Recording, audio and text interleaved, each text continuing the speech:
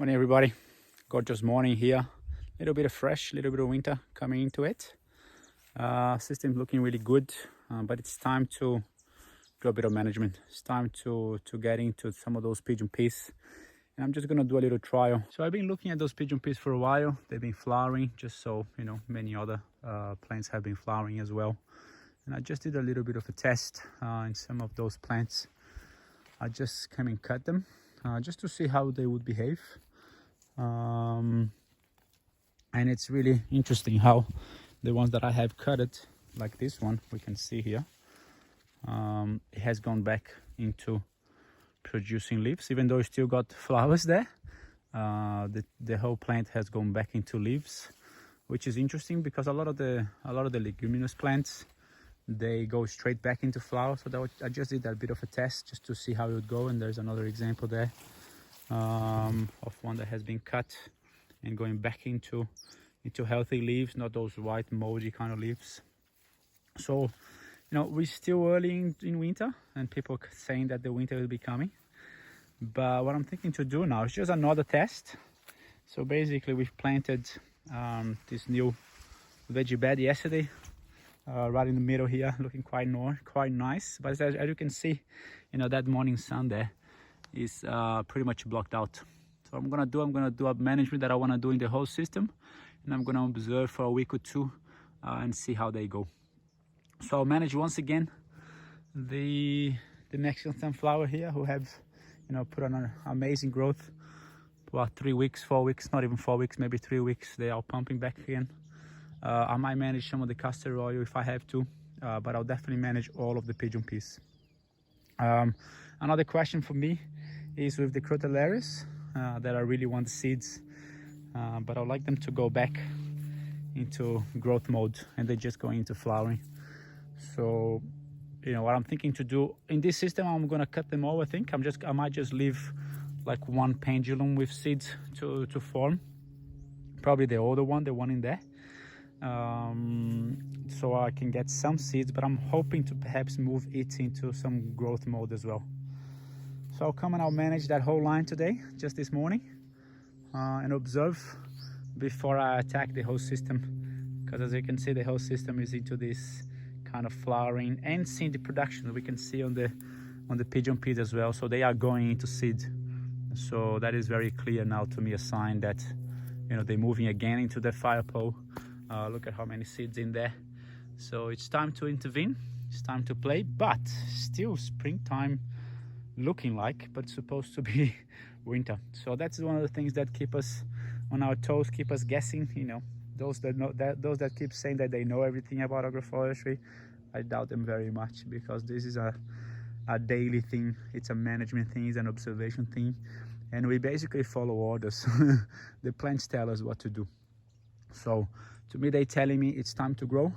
There is lots of little growth sign in many plants, so I will follow that, and if the winter comes, hopefully it doesn't get too bad. So I'll show you how things go. There we have it, management done. Again, it's a time-consuming job. As you can see, I try to keep a bit of a shape there, so more or less all the plants at the same height.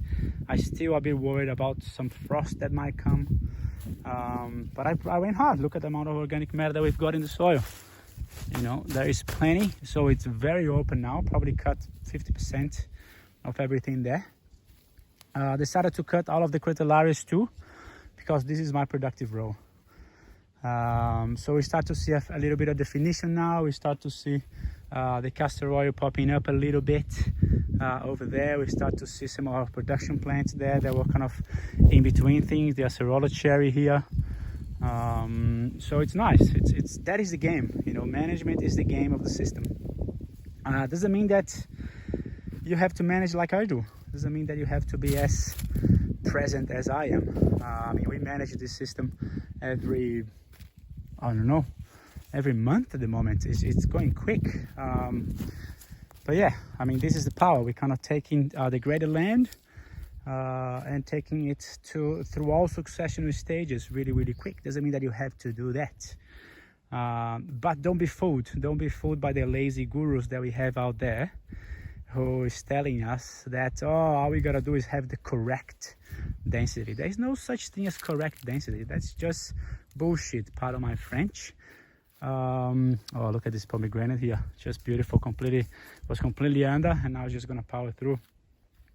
Yeah, you know, there's people there that are trying to put some numbers and trying to put, you know, the correctness of those systems, and those systems are individualized. There is nothing we can do. They are basically about, you know, matching the management to the system. So systems with no management, they just don't do it. You know, they don't have the power that this Mexican sunflower will now come back and just go boom. The pigeon peas will go boom. The crotalaris will go boom. And with that, you know, that fig that is a bit sad will also go boom. That is how we do it. So yeah, please don't be fooled. Don't be fooled by the lazy gurus that don't have the time or energy or inclination to manage their system, and they keep telling us that there is a correct density or a correct stratification or correct things. You know, this is just theory bullshit.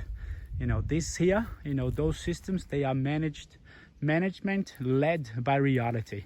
They are plant-based management. When the plants are telling us that they are doing this, that they are growing like this, that's when we make the decisions.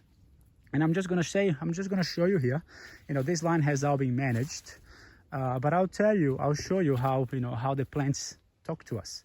You know, it's not like there is a voice coming in our heads saying, oh, manage me. But no, we can tell, we can feel. And you know, one of the decisions there, where am I gonna prune those pigeon peas? We can quite easily see where they are growing. And if I look at this one, so that one is flowering, that one is seeding, but where is there is new growth? Boom, just there. Can you see here? This beautiful new growth, boom, that's what I'm gonna be managing. Look at this, that's the first new growth. If I cut it here, bang, that's it. I'm eliminating in one cut out of that flowering and out of that seeding, and I'm taking it right next to where it wants to grow. It wants to grow there, it's telling us. But that requires attention, that requires care, that requires coming in with a secateur and spending the time. Yeah, probably if I have my pigeon peas only in one line, I can come with a hedge trimmer and just cut them all at maybe, you know, half a meter above the ground, and that will probably do it. It's less precision, but still powerful. But here, you know, this is precise agriculture. This is pumping. This is absolutely working really well, and we are making decisions not on textbook, not on guruship. We are making decisions on reality. So what you gotta do is plant dense as we can manage, as complex as we can manage. That's it. So we each one of us have to find what that is. And this is us, this is me, this is Cindy. That's how we do the job. You know, we are here every day because we love it. We just love seeing those plants growing, and you know, the protection and the management. When we do it, things just pump. Absolutely crazy. It's like in a matter of days you can see the plants responding. But you know, that requires a constant showing up. So you know, we have to manage, we have to find the time that we've got, and we gotta match that. So don't go too big, don't start too big, don't go 10 acres, don't go 20 acres, go 200 square meters. You know, find where you are on that management scale, on that intensity of the management. Find the plants that you're gonna be able to manage. This is the game, not guruship, not textbooks, not anything else, but us in relationship with our systems. So that system I manage here, just a little part of our course. You know, it's a 1 meter square. In 1 meter square, you can learn so much about all of those decision-making processes. What happens when we prune? We had 2 big brassicas there 2 days ago, and in a matter of hours, we can see, you know, those guys might suffer a little bit because we open up and not so easy, because there is too much sun, but in a couple of days, the thing just go boom, boom, boom. So that's the game. We create chaos over there, and then we organize. And then we create chaos again. Well, nature creates chaos, and then we organize. And that's the game. The more often we can do that, but allowing things to go chaotic is not micromanagement, but real management. All right, hope you're enjoying. I hope you're having fun on your systems. Go out there and plant and enjoy. Don't listen to anybody else but your heart. Take care.